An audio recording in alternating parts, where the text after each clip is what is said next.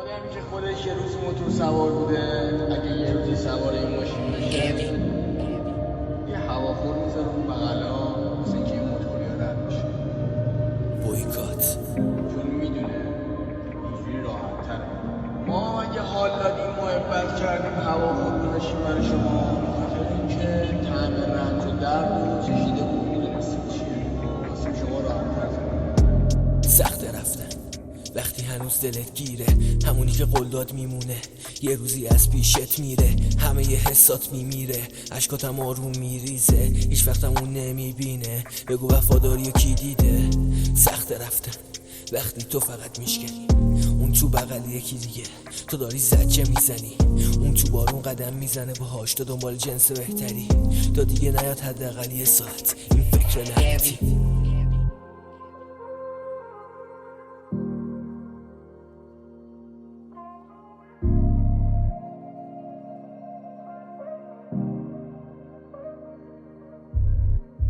دیگه نمیخوام زندگی کنم همش درگیری فکر بی خودم، از همتون بریدم دیگه، همه چی رو فهمیدم من به جز خودم، کار دنیای همش این قلب تنگین، اینقدر به هم ضربه زدی شده این درد سنگین، منو قفلی رو جنس و مواد، منو اون دستایی که گرفت و نداد، منو پشت خالی و حس عذاب، منو خدایی که تو رو گرفت و نذاشت تا ابد با تو بمونم، تو بیای بشی و خانوم خونم، واژه دوست دارم و در گوشت بیام آروم بخونم.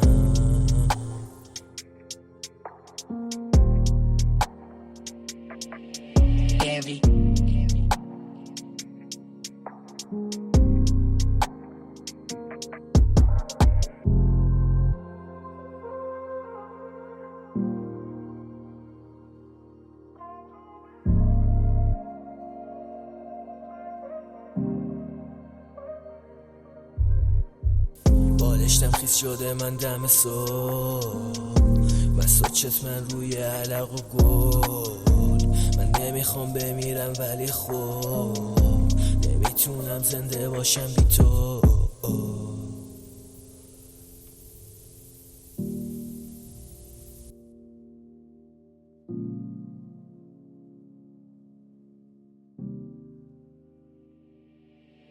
Envy.